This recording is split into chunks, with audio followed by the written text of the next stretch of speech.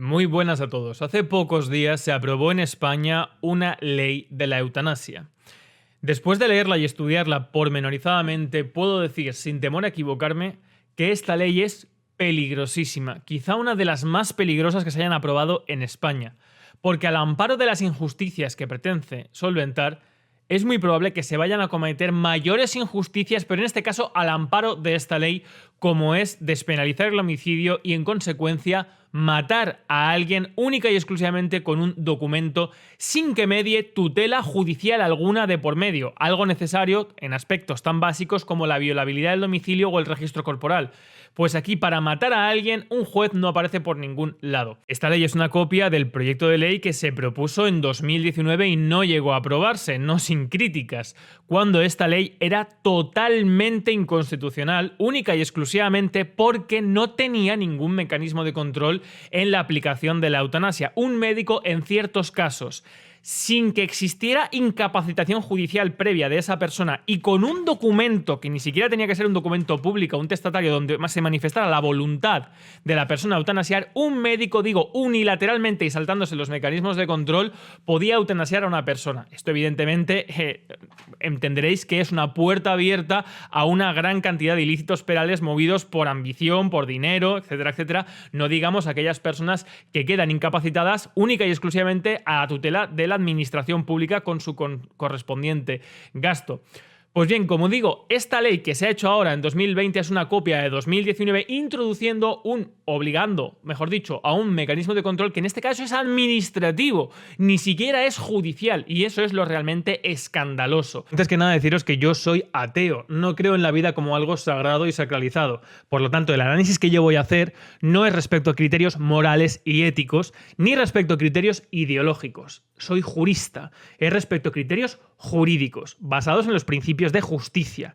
Y cuando se positiviza una norma, cuando se permite por parte del Estado quitar la vida a alguien, ya sea mediante la pena de muerte o mediante la eutanasia, lo que hay que procurar es que esa ley no permita que sea legal cometer injusticias, es decir, no permita que todos nosotros aprobemos que se cometan injusticias. Y lo que voy a denunciar y a explicar es que esta ley está tan mal hecha y afecta además sobre un derecho fundamental como es la vida, en el cual cuando se comete una injusticia ya es irreversible, es decir, no se puede volver a la vida a alguien que se ha matado por error o con mala fe al amparo de esta ley, pues los mecanismos que establece esta ley jurídicamente son insuficientes para garantizar su abuso y por lo tanto se puede aplicar injustamente, es decir, se puede matar a personas al amparo de esta ley injustamente. Vamos a la exposición de motivos, que una vez más el legislador parece que quiere más vendernos la moto que realmente justificar los criterios jurídicos, que serían lo cual se debería circunscribir,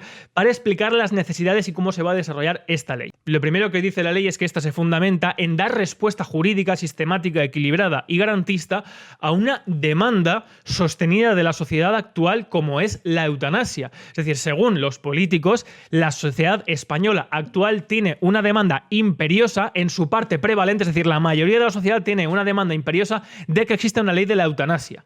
Yo me pregunto, ¿realmente esto es así? ¿Realmente la mayoría de la ciudadanía ha decidido que se haga una ley por la cual se puede matar a un tercero única y exclusivamente a través de una serie de casos? ¿O no? ¿O ha sido un criterio político el que ha dicho que de acuerdo con una sensibilización social, una vez más impuesta, dirigida por los políticos, ideologizada a favor o en contra, de acuerdo con unos dogmas y con una moralidad de unos o de otros para poder pelearse, se implementa esta ley? ¿Se ha hecho un estudio? ¿Se ha hecho una encuesta? ¿Se ha hecho alguna pregunta? ¿Se ha hecho algún referéndum para algo tan importante como para que seamos nosotros los que decidamos si un facultativo puede, mediante nuestra voluntad, en cierto momento terminar con nuestra vida? Sigue diciendo que la eutanasia significa etimológicamente buena muerte y que puede definirse como el acto deliberado de dar fin a la vida de una persona producido por la voluntad expresa de esta persona con el objetivo de evitarle un sufrimiento. Pero aquí está realmente el kit de la cuestión, el problema sobre el cual se circunscribe toda la problemática de la eutanasia, que no, repito, las personas que han estado debatiendo sobre esto durante años no es únicamente de acuerdo con criterios religiosos o morales, sino con la problemática jurídica que tiene la voluntad. Si ya hoy en día, cuando alguien se suicida, por ejemplo, muchas veces, yo lo he visto en pleitos para que el seguro pague, hay peritos psiquiátricos, forenses, que establecen si esa persona de verdad en ese momento estaba en las condiciones óptimas para poder tener la voluntad y la plena capacidad para decidir sobre si terminar o no con su vida. Imaginaos más aún con una ley donde además está entrando en aspectos tan delicados como es la enfermedad, el sufrimiento, etcétera, etcétera. Los condicionantes que pueden haber a nivel familiares, personales, éticos, incluso estatales, para una persona que no tiene nadie a su alrededor y está solamente cuidado por la administración en una situación de plena vulnerabilidad. Todo esto la ley no lo recoge, no lo protege, no establece qué criterios protegen de esas injerencias.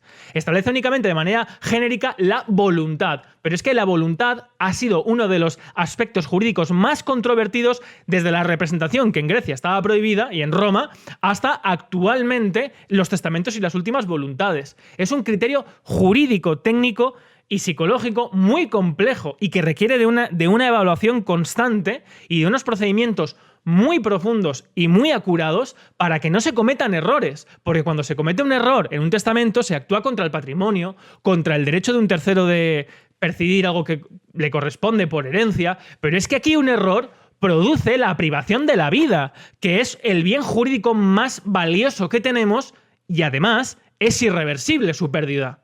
No se puede devolver la vida a alguien que se le ha quitado aunque sea por error. Y en este caso además ni siquiera sería un error penal. Sería un error administrativo, como veremos al final, es decir, una salvajada, una brutalidad. En nuestra doctrina bioética y penalista existe hoy un amplio acuerdo en limitar el empleo eutanasia a aquella que se produce de manera activa y directa. Primero, la doctrina bioética y penalista, ¿de quién? ¿De quién es el acuerdo de limitar el empleo de la eutanasia? Es decir, es que la manera de redactar tan superficial, tan dogmática y sobre todo tan demagógica que veo aquí, es que lleva única y exclusivamente a entender la eutanasia como un caso, como un prejuicio, es decir, establecer en la mente que solamente se va a eutanasiar a las personas que de manera voluntaria, consciente, de manera activa, con plena capacidad de orar, decidan terminar con su vida. Eso sería defendible hasta cierto caso, pero es que la ley no solamente permite eso. Ahora viene uno de los dos aspectos que me parecen muy alarmantes de la exposición de motivos, y es que establece como una exposición de motivos de legalizar la eutanasia un debate en el que confluyen, dice la ley, diferentes causas sobre quitar la vida a alguien porque está en una situación de sufrimiento o enfermedad terminal grave. Y dice la primera como la creciente prolongación de la esperanza de vida, con el consiguiente retraso en la edad de morir en condiciones no pocas veces de importante deterioro físico y psíquico. ¿Qué tiene que ver la esperanza de vida y que las personas cada vez vivan más y envejezcan durante más tiempo, sean viejas durante más tiempo, en condiciones donde necesita que alguien les ayude o no se pueden valer por sí mismos? ¿Qué tiene que ver esto con la eutanasia y con darle a alguien la facultad de terminar con su vida porque está en una situación de enfermedad o de sufrimiento grave? ¿Por qué establecen un primer término el alargamiento de la vida, de la esperanza de vida, con el retraso en la edad de morir y las condiciones de deterioro físico y psíquico?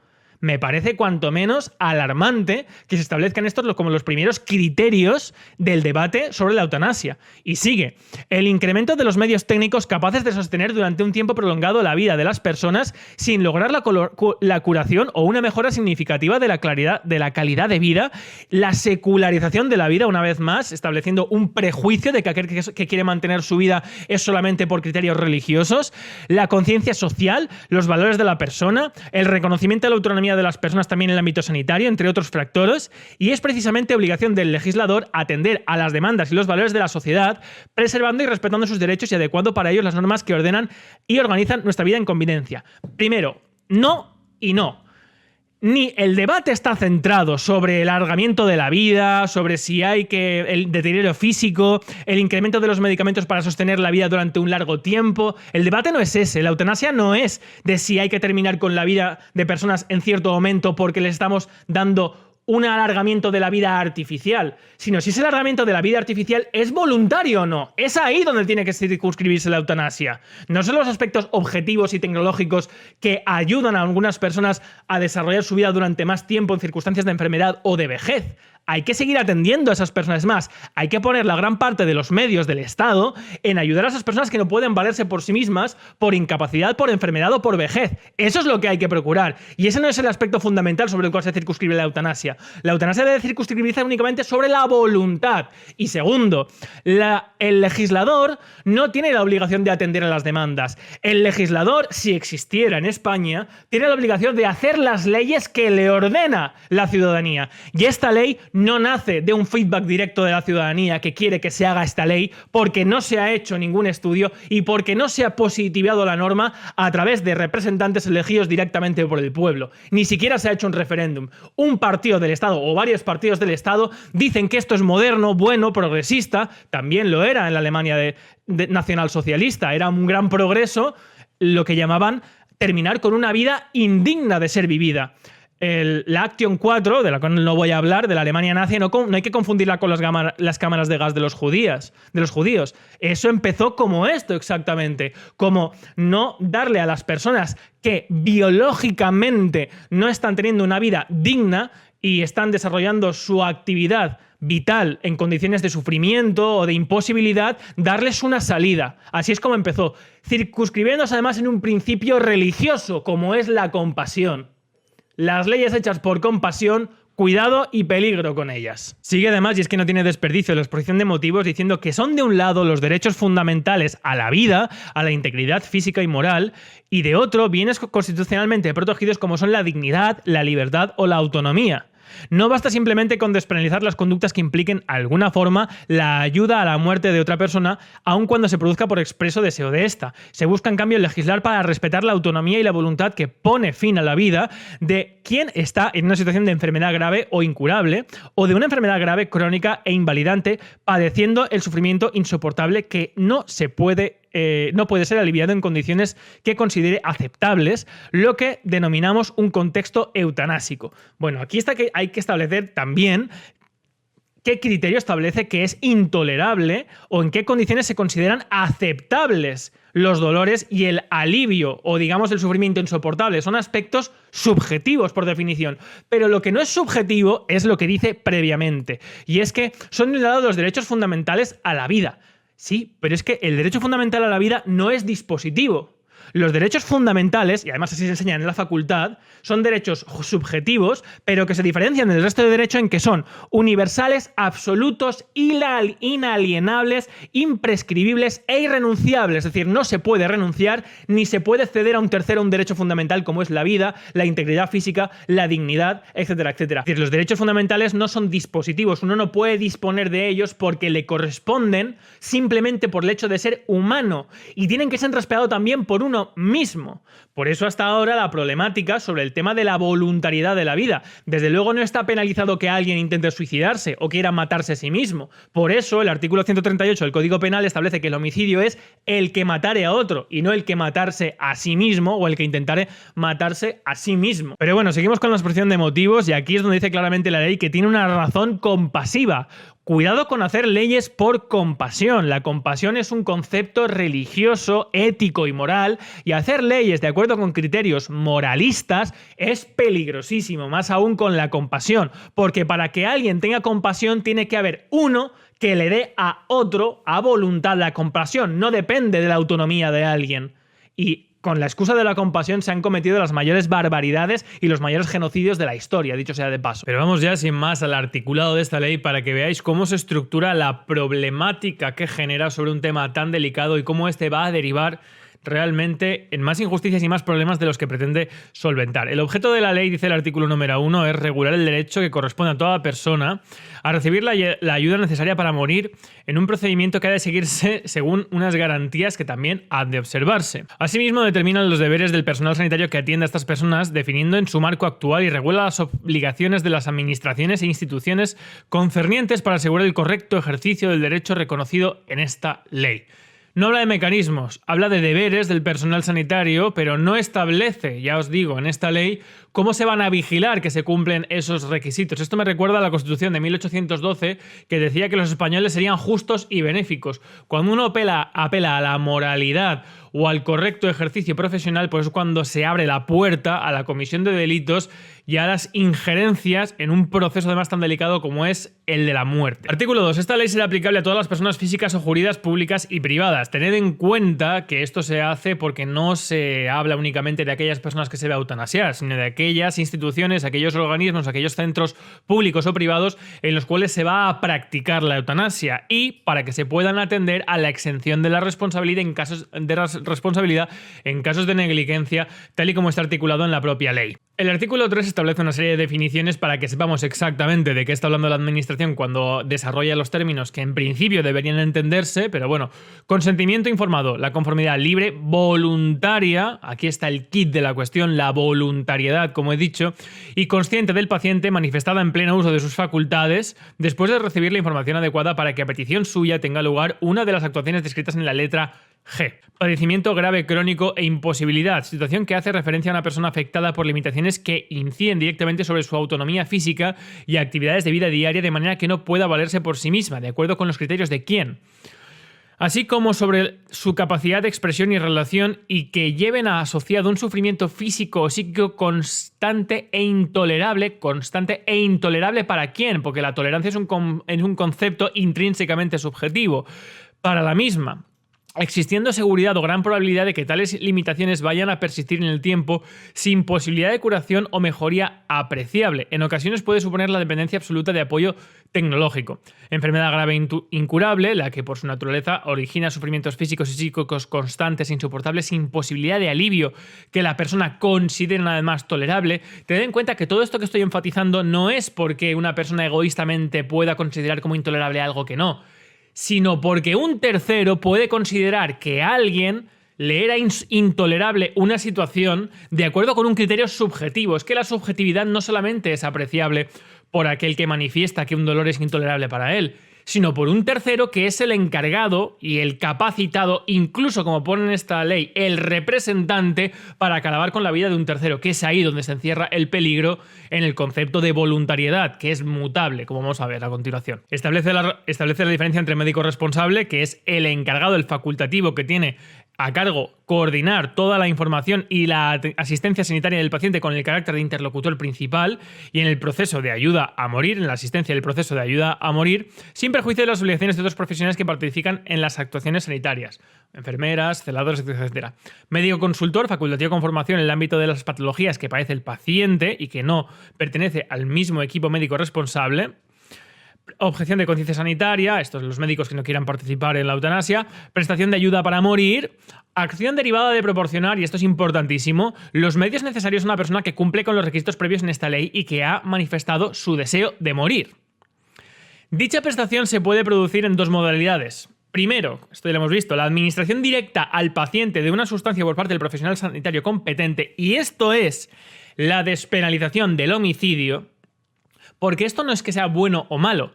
Jurídicamente, es decir, en aspectos de justicia, en análisis de derecho, un ilícito penal se produce cuando se acomete una acción tipificada, típica, antijurídica, culpable y punible, que ya también ha acarreada una pena y que no está exenta por ninguna causa de exención de responsabilidad. En este caso, se despenaliza una acción que lleva a la muerte a una persona y que, como he dicho, está catalogada como homicidio en el artículo 138 del Código Penal. Esto en muchos países donde está reglamentada la eutanasia no está permitido. ¿Por qué?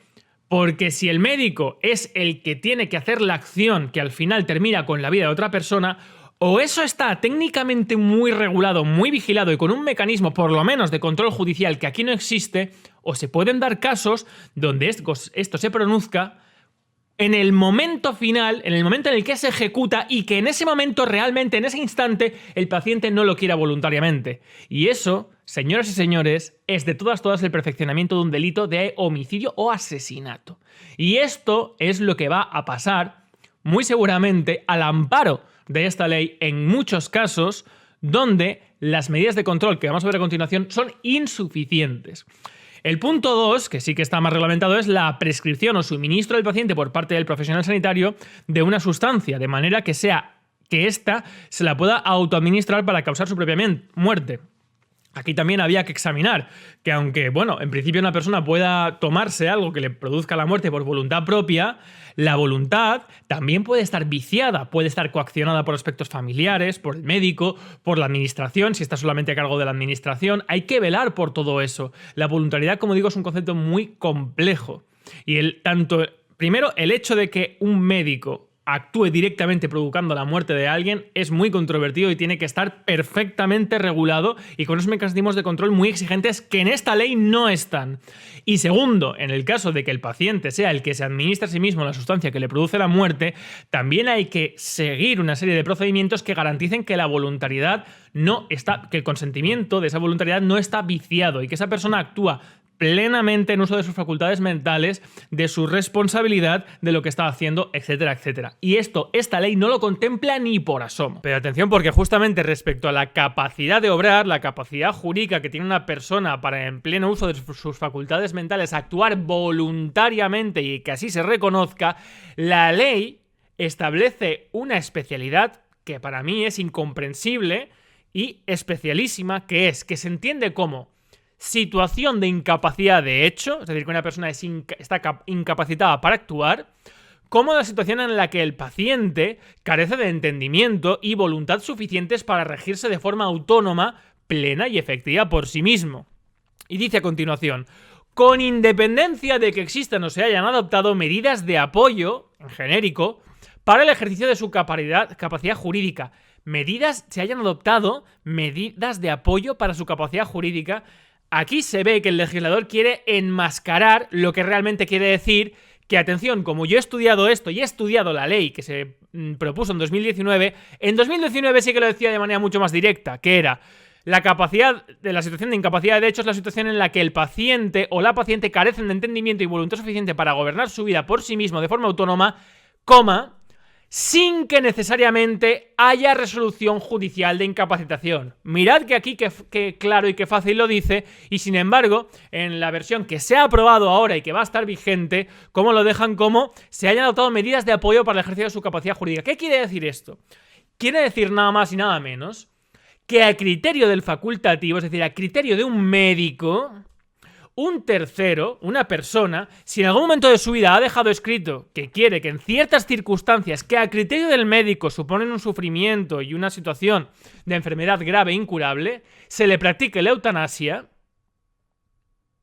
aunque no haya sido incapacitado judicialmente. Lo que significa que el responsable de solicitar la muerte de ese tercero no es esa persona, sino que es o bien el médico, o como establece esta ley, que esto no lo establecía en el proyecto de ley 2019, un representante. Es decir, un representante de una persona o un médico son los que solicitan la muerte de ese tercero cuando esa persona se considera no judicialmente y no tutulado por un juez que es un incapaz. Y ahora es donde viene el aspecto nuclear, la problemática de la ley, que realmente se vertebra, se articula por la inoperancia, por la incapacidad, por la falta de entendimiento, la falta de visión jurídica del legislador. La vemos en el artículo, o por mala fe. La vemos en el artículo 5.a, cuando dice que será requisito para la ayuda a morir tener la nacionalidad española o residencia legal en España, es decir, los extranjeros residentes en España también podrán acogerse a este derecho, mayoría de edad y, atención ahora, ser capaz y consciente en el momento de la solicitud. Tened en cuenta que entre el momento de la solicitud y el momento de aplicarse la ayuda a morir, que ellos dicen la eutanasia, la muerte, que puede ser aplicada por un facultativo cuando se entienda que alguien está incapacitado físicamente, entre el momento de ser capaz y consciente para dar la voluntariedad, que esa voluntariedad, como digo, habrá que ver qué mecanismos, no lo dice la ley, previenen de que sea condicionado, presionado, de que haya injerencias familiares o incluso del propio medio cuando alguien está sin familia o sin amigos, solo en un hospital con los cuidados únicamente de la administración. Habría que ver qué pasa ahí. Desde luego tendría que haber una tutela judicial, como digo en un principio, pero bueno, desde el momento en el que sea el consentimiento, la capacidad, hasta el momento en el que se da muerte a esa persona, hay una horquilla de tiempo en el cual esa persona puede seguir teniendo una voluntariedad y más adelante, por circunstancias X, y esto es importantísimo lo que voy a decir ahora, en circunstancias X, puede no desear, querer revocar que se le aplique la eutanasia, pero se considere que en ese momento ya no está consciente ni es plenamente capaz para tener esa voluntariedad, o ni simplemente ha perdido la facultad física para manifestar esa voluntad. Y en contra de que esa persona lo desee, se le aplique la eutanasia y la muerte. Ese es el gran problema. Ya no solamente que no haya criterios de control, ni haya una tutela judicial para esto, sino que, como digo, tened en cuenta que ahí está el gran problema, entre que alguien es capaz y consciente y para establecer que en el futuro próximo o lejano quiere que se le aplique la eutanasia y el momento en el que se aplique pueden pasar muchas cosas. Y una persona, la voluntad es mutable. Y el hecho de firmar un contrato en el aspecto...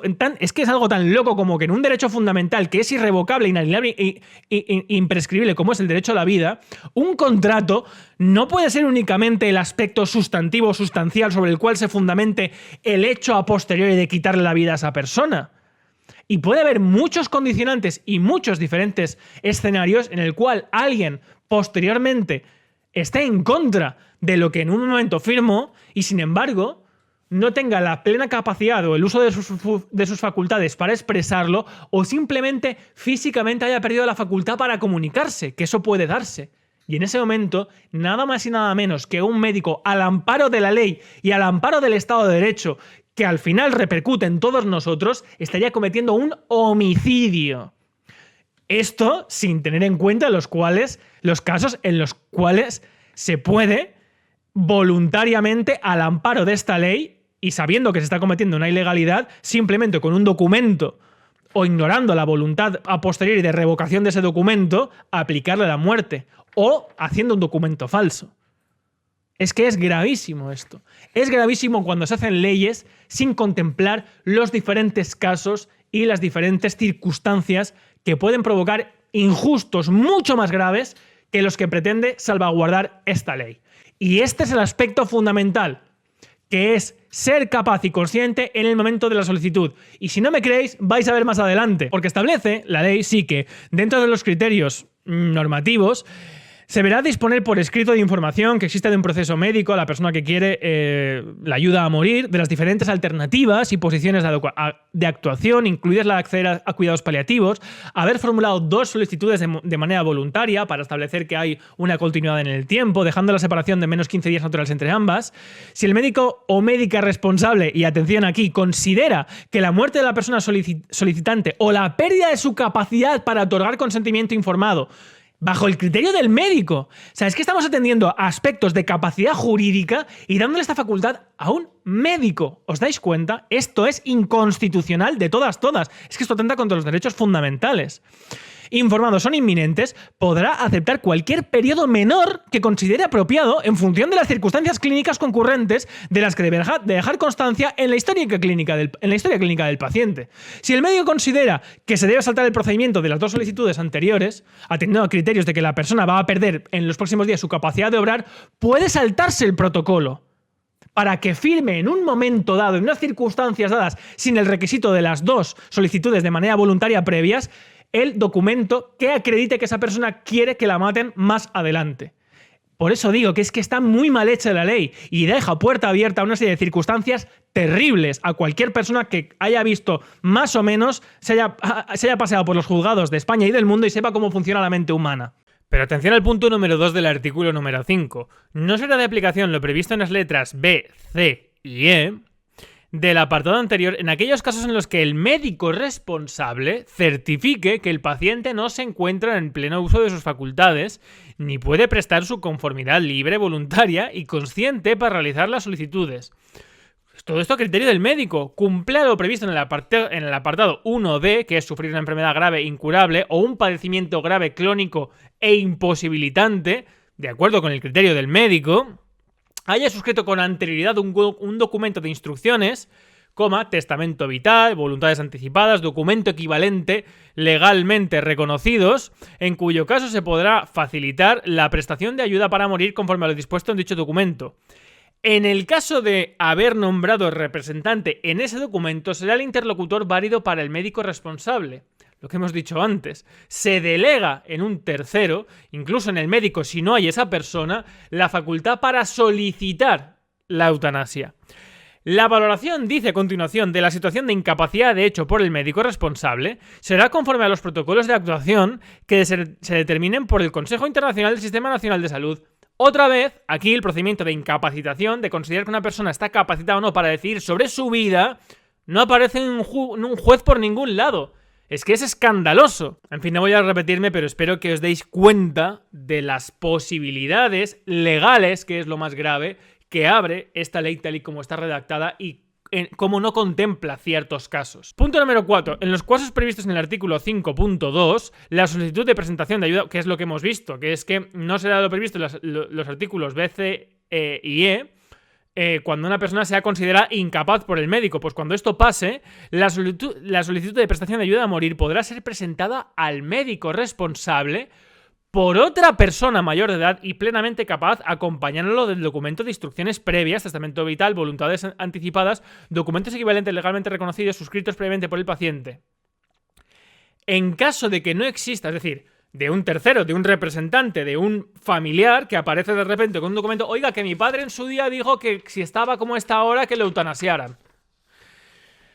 En caso de que no exista ninguna persona que pueda presentar la solicitud en nombre del paciente, el médico responsable podrá presentar la solicitud de eutanasia. En este caso entiendo siempre y cuando exista un documento previo que el médico le llegue por algún lugar. Pero claro, una vez más, imaginaos, soy abogado, ahora imaginaos de abogado del diablo. Un paciente, única y exclusivamente al cuidado de la administración de justicia, de la administración pública, de la institución sanitaria, pues aparece de repente un documento de esta persona y el médico le llega, por quien sea, y el médico la lee y dice, bueno, pues voy a tramitar la eutanasia de esta persona que está en situación de incapacidad. No solamente eso, sino que tal y como establece el artículo 9, el médico está obligado a ello. Es decir, si una persona incapacitada de repente al médico le llega un documento con instrucciones de que esa persona en esa circunstancia sea eutanasiada, el médico está obligado por esta ley a solicitar que se le practique la eutanasia.